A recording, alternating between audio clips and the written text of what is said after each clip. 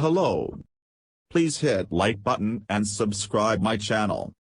Also press bell icon for future video notifications. Thanks.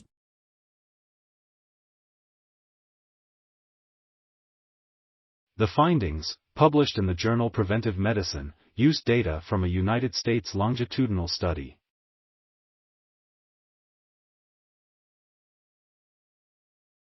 They show that the negative impact of excess adiposity, fat tissue, on a person's cardiometabolic health was not offset even by high levels of muscle mass.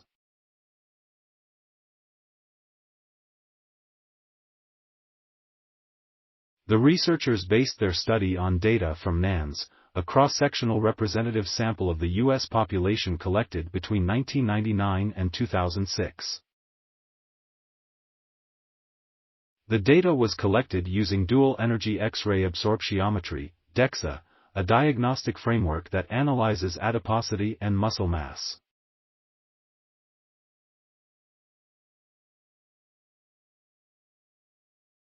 Based on which side of the 50th percentile they ranked, individuals were categorized into one of four proposed phenotypes: low adiposity/high muscle, high adiposity/high muscle, low adiposity/high muscle, or low adiposity/low muscle.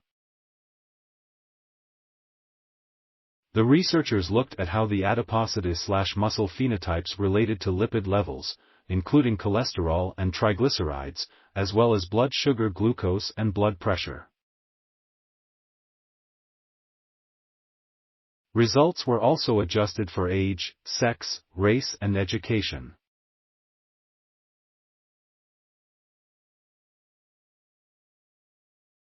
We wanted to see whether this proposed categorization was better than the traditional body mass index, BMI, at predicting all these different cardiometabolic outcomes, says Silvia Santosa, an associate professor in the Department of Health, Kinesiology, and Applied Physiology and one of the author. Surprisingly, they found BMI, though far from perfect, was in some cases a better predictor of cardiometabolic risks like diabetes and hypertension.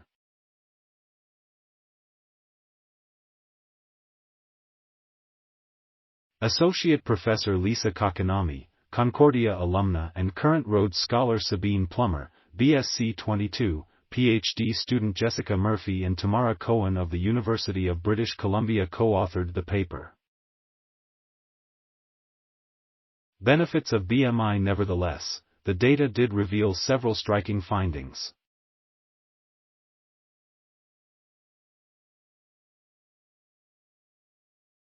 In comparison to the low adiposity/high muscle group, which was the healthiest of the four, the researchers noted the following results: the two high adiposity groups were less likely to be physically active and more likely to have abnormal lipids and less healthy diets. The high adiposity/low muscle group had higher total cholesterol levels, lower levels of high-density lipoprotein, good cholesterol, and lower nutrient intake. This group was also 56 to 66% less likely to meet weekly physical activity recommendations. The high adiposity/high muscle group had unfavorable values for all cardiometabolic and adiposity measures. Nutrient intake was also lower.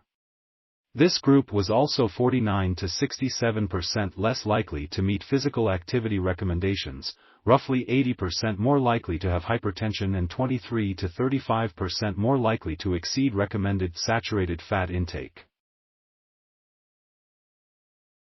Overall, the high adiposity/high muscle phenotype was the least likely to meet physical activity and nutrient recommendations and was at the greatest risk of poor cardiometabolic health. The low adiposity/low muscle group had significantly lower BMI and waist circumferences. This group also had the lowest grip strength across the four phenotypes.